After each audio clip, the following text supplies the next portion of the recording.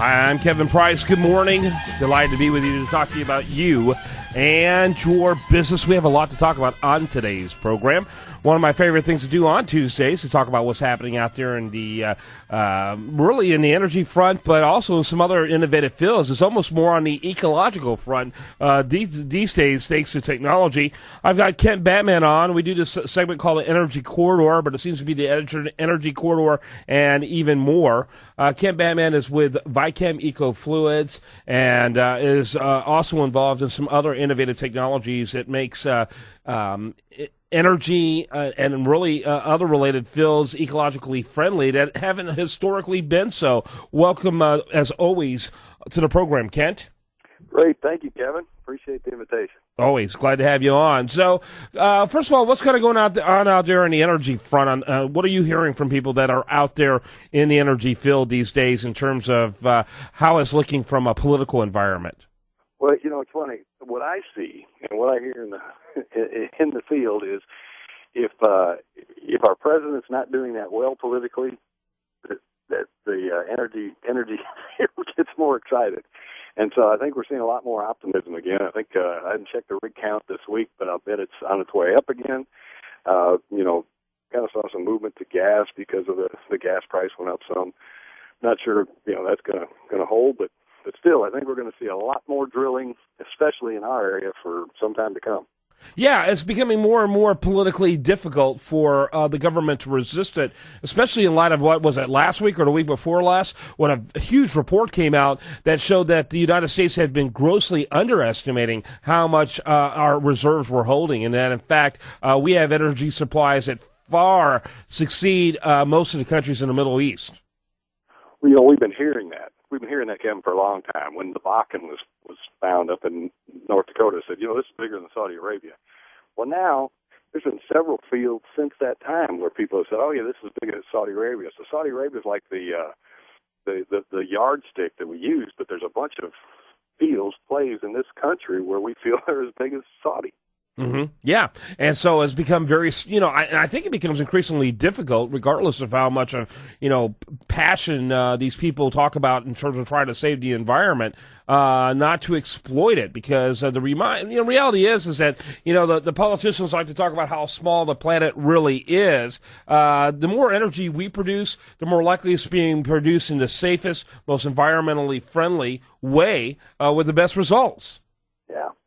Yeah, we've seen it. You know, our friend John Graves told us that the U.S. was the only country that exceeded the Kyoto Treaty protocols. Of course, we didn't sign it, but the only country that did because of our natural gas and because of the way we do things here in this country. Yeah, and the fact that you know the most you can have all the environmental friendly legislation in the world you want, but you have to have capital formation in order to make it happen, and the capital formation create the technology that makes it happen. It's technology. Well, where does technology come from? Capital formation. Where does that come from? Free economies. And unfortunately, these people don't understand it. It's not regulations. It's technology that improves environments. Yeah.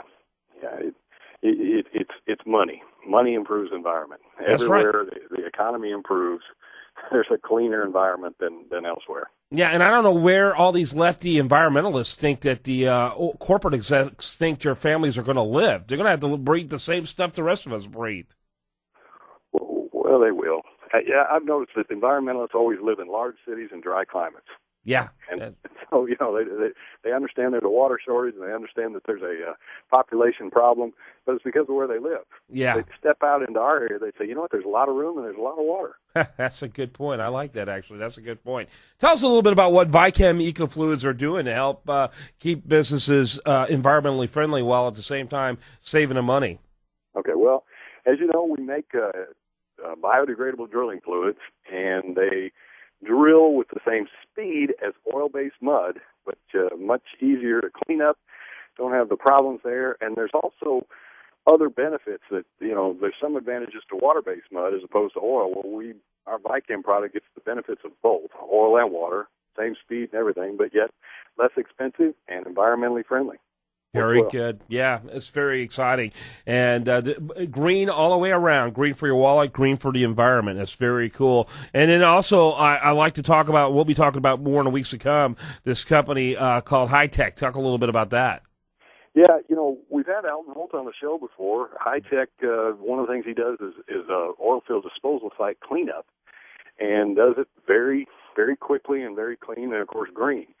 And then, as you and I have talked, he's also got another division that does medical equipment that will, basically kill airborne bacteria, viruses, and diseases, and does so, constantly on a 24/7 basis, just through either the air conditioning duct or through fans and that kind of thing. So it's a great program that we're going to explore more and talk about more in the future. Yeah, no question about it. Talking to Kent Batman, talking about what's going on out there in terms of happening on the environmental and energy front. And again, I'd like you to learn more about Vychem Eco Fluids. It's Vychem ecofluids.com, VICHEM, ECO fluids.com. And we have lots of stories in development. Look forward to bringing them to you. Kent, as always, thanks for spending time with us.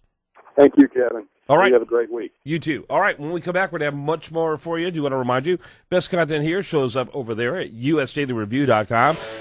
Lots of changes going on over there. You definitely want to see the new content about A Perfect Storm for Scandals by Candace Salima and much more right there at usdailyreview.com.